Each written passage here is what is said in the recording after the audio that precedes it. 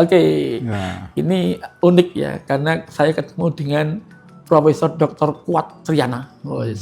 Beliau ini dekan di Fakultas MIPA UGM, dan kayaknya kan nek MIPA kan jengkerut, sedih, serem. Ternyata beliau enggak. Kalau dalam bahasa itu pelengah-pelengah. Seneng. Harus banyak begitu. Gitu ya. Prof, katanya kuliah di MIPA itu berat.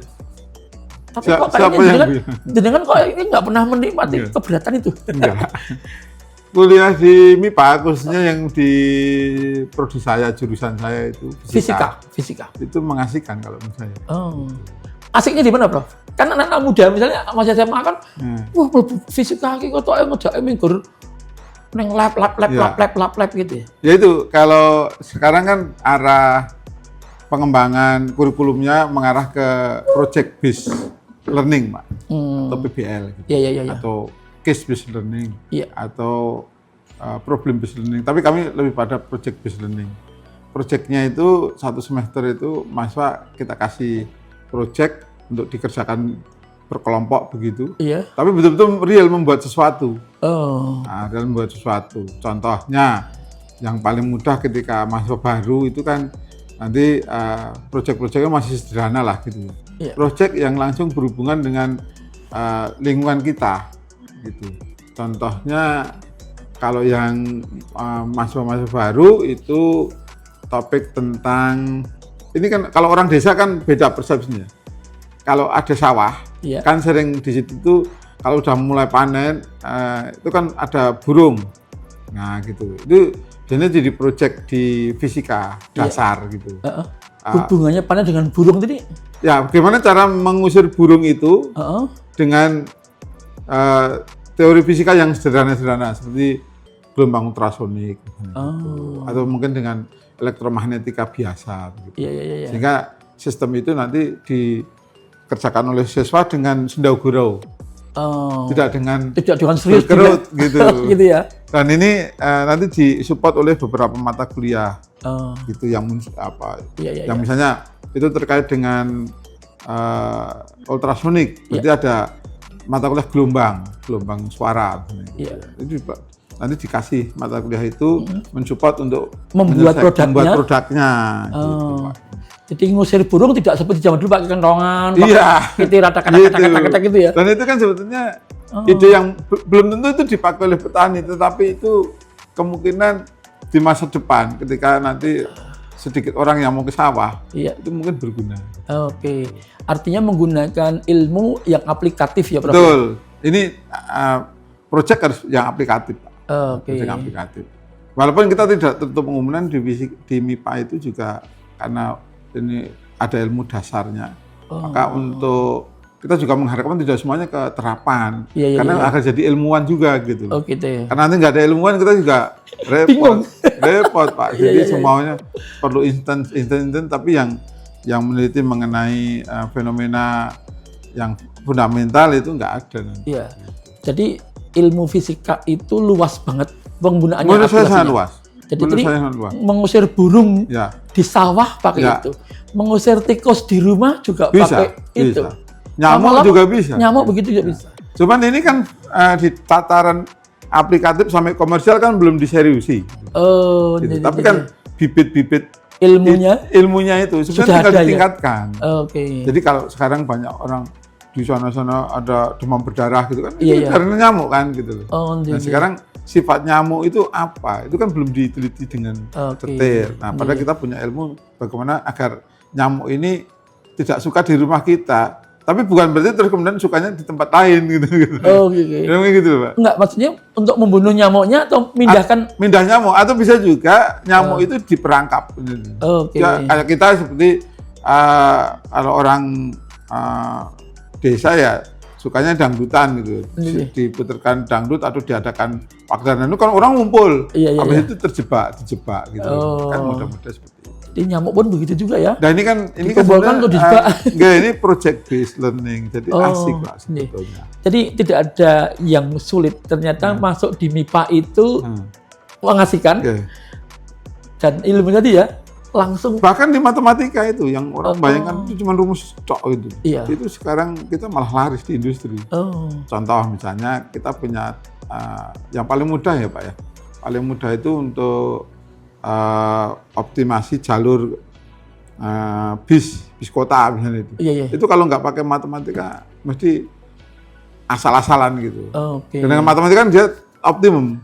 Itu ya. Dia udah bisa prediksi nanti jam sekian sampai sini, jam sekian dan seterusnya. Dan itu kalau nanti ditingkatkan, dikombinasi dengan teknologi baru, misalnya ada namanya smart traffic light misalnya. Iya. Optimasi ini akan bekerja dengan smart traffic light. Jadi hijaunya sini akan lebih panjang suatu ketika, akan lebih pendek suatu ketika, lain-lain. Tergantung menyesuaikan kondisi di lapangan. situ kan data dari satelit sekarang udah sangat mudah. Nah sekarang kan enggak begitu. Iya. Jadi masih terus. Sana 1 menit itu. Iya, padahal sana kosong misalnya gitu. Nah, sehingga sini menumpuk, sini kosong. Iya. Nah gitu. Itu pakai ilmu fisika, matematika. Matematika, fisika masuk semua. Instrumentasi masuk. Iya. Jadi banyak Pak yang gini. Dan ini cuman di lapangan belum kita bisa eksekusi. Contoh lain yang kemarin baru kita diskusikan adalah jalan tol kita itu kan masih ada gerbang.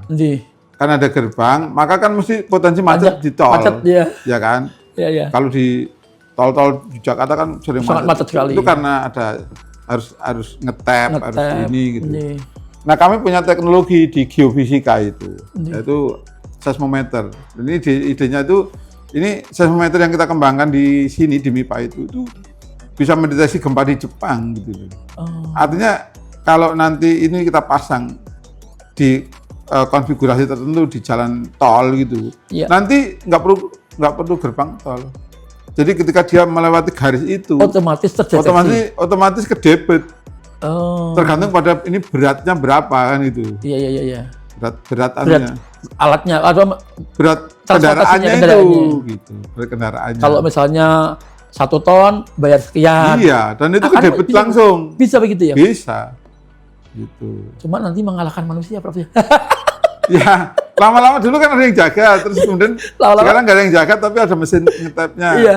Nah, lama-lama tuh kayak makhluk halus kan gitu. Iya. Nah, itu dari ilmu MIPA itu. Oke.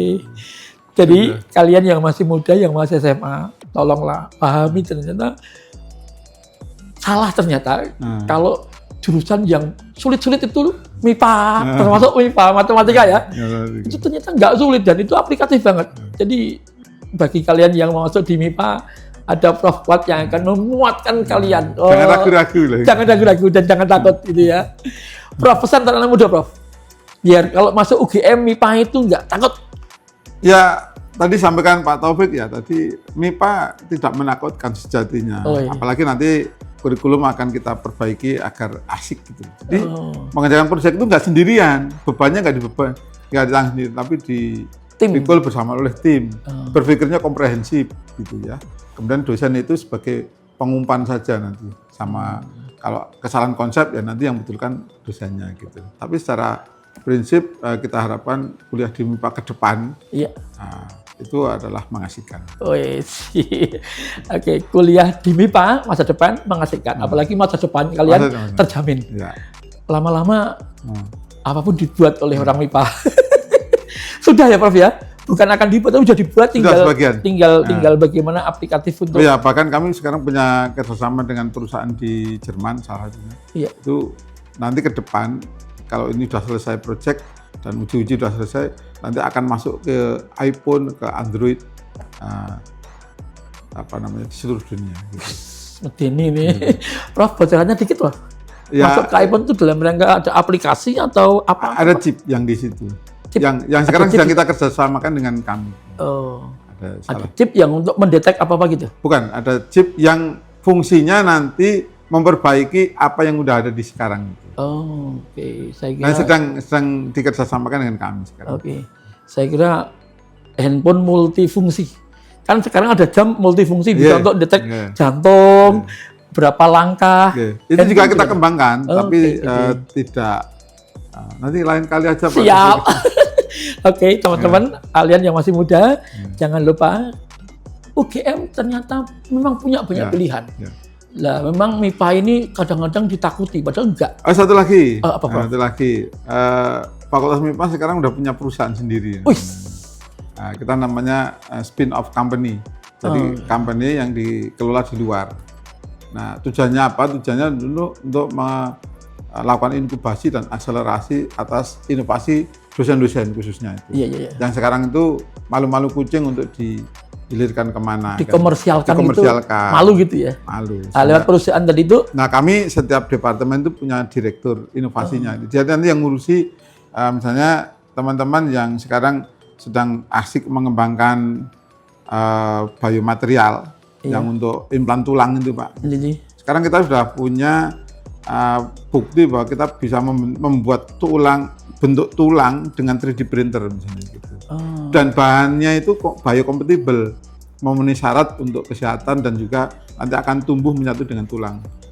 Itu dikembangkan di MIPA. Bukan di tempat yang lain ya? Ya, alhamdulillah nih MIPA bisa buktikan itu. Dan lain-lain ya.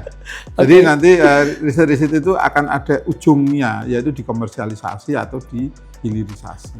Siap.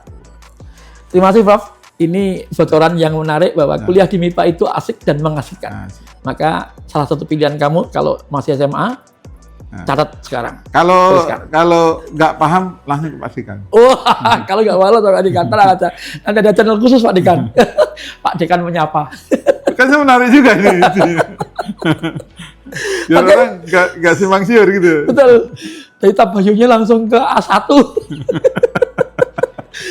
Oke, Pak Dekan, terima kasih banget. Luar biasa. Assalamualaikum, terima kasih. Ya.